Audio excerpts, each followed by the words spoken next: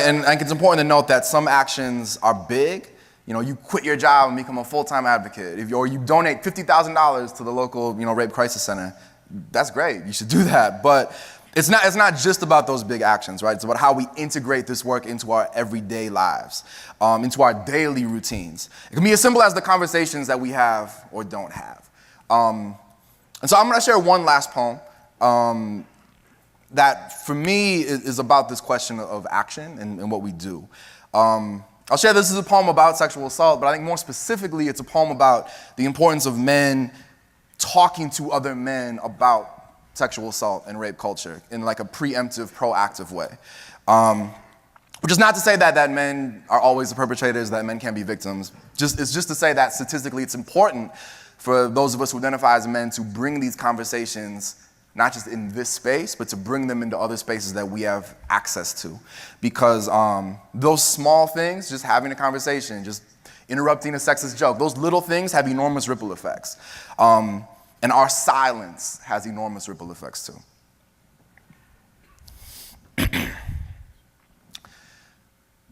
There is a conversation that never happened. Not even a deleted scene, more like an entire storyboard lost, an idea cut from the first draft. You are co-starring, slouched on the futon while we watch the game, telling me about your new girlfriend. Or more specifically, telling me about all the things you're going to do to your new girlfriend. Action. And part of me still remembers my lines, even though I never said them. The conversation I just couldn't start for fear of what? Awkwardness?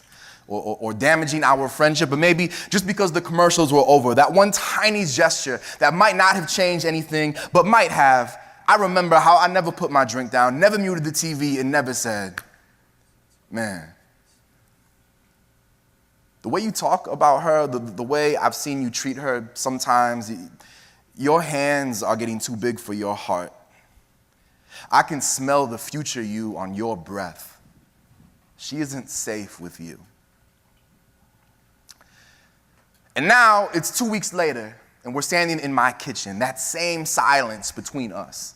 See, she didn't want to press charges, so you are a convict with sledgehammer hands and no boulders to break them on, and I am just remembering how we used to play football together.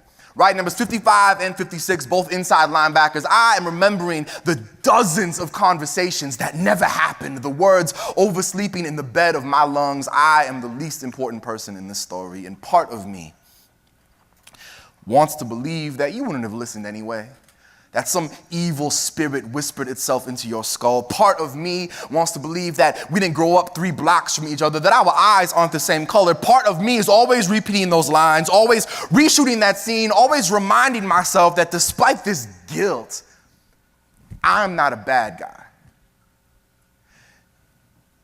And you tell me that she never said no, that you're sorry, that you're not a bad guy. Rape culture is silence.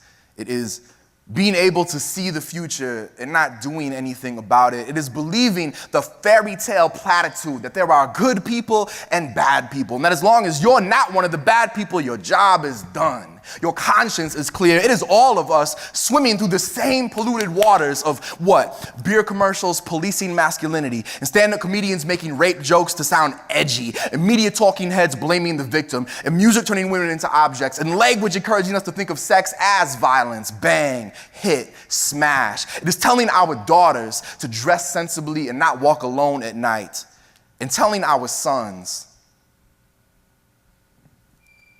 it is a conversation that never happened. And this is not an excuse for you. It is a reminder for me that while her silence will always mean no, my silence, the silence between us, will always mean yes.